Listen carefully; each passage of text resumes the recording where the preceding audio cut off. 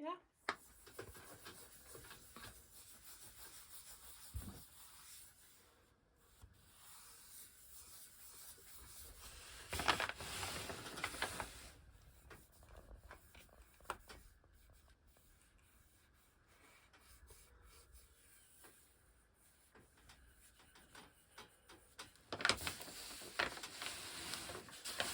And then we give it a few minutes to set. So I usually like to give it an hour or so.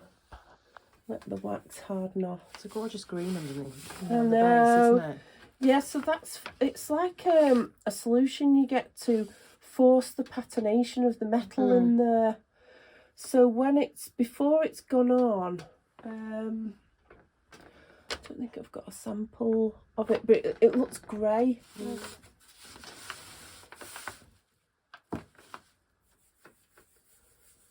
So how is it working in this small space? A pain.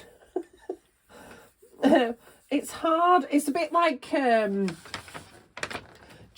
in a way. You have to work it out. Although it doesn't look like it's very organised in here, it actually is. I know where everything is because it's all built up. This is my materials library. It changes in colour. It used to be material, but I've changed that. And I know where everything is. Being at home allows me more time in the studio, as well as more family time being around for that. So I actually get more out of the day having my studio at home. My little materials library here I've got is crystals that I've grown and lichen and things that I've dipped in cement.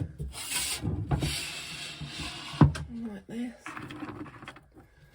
So these are some crystals. So what is that? That looks familiar. The salt crystals that I've grown.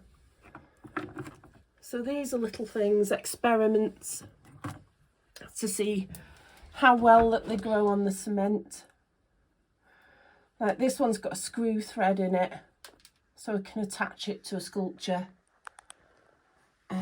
So these are like, this is basically like a 3D sketchbook, I think of it. Yeah, so these are like little lichen samples I've got in different colours, different dyes, this kind of thing. So do you actually use those in your work as well? So the natural, organic things that you find that have grown in...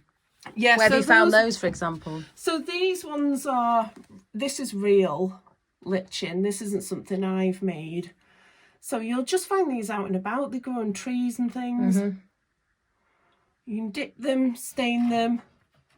These ones are in cement. I've put them in cement to see if we can make it harder, change the colours, this kind of thing. Peach ones.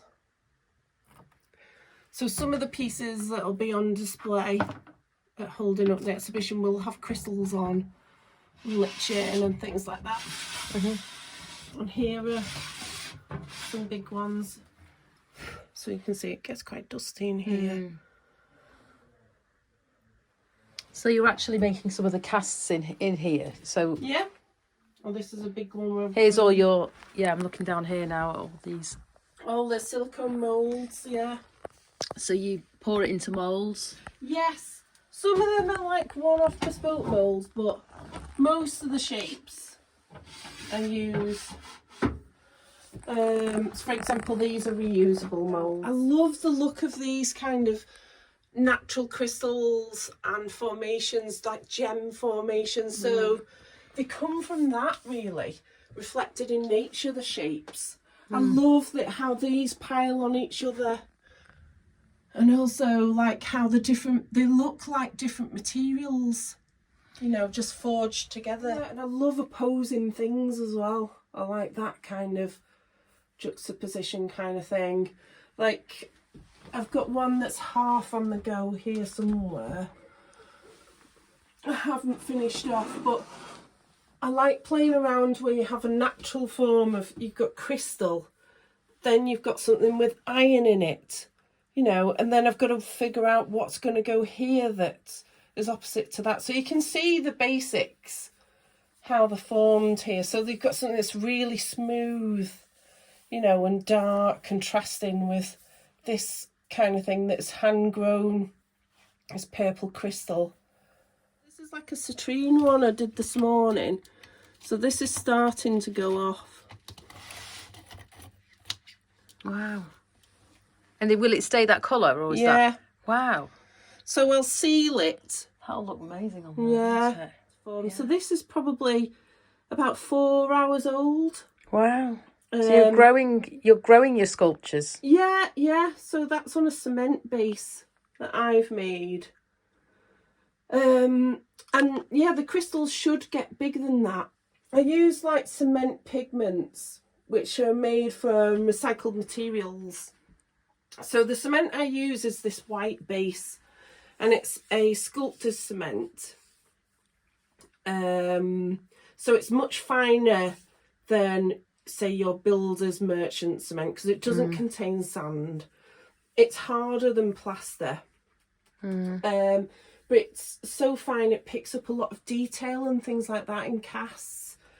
And it's made from 30% recycled material. So the filed first, then it goes through different stages of sanding. So we'll have a rough sandpaper, then it'll go through to fine sandpapers all the way up to 280 grit. So it's quite smooth, it's stone-like.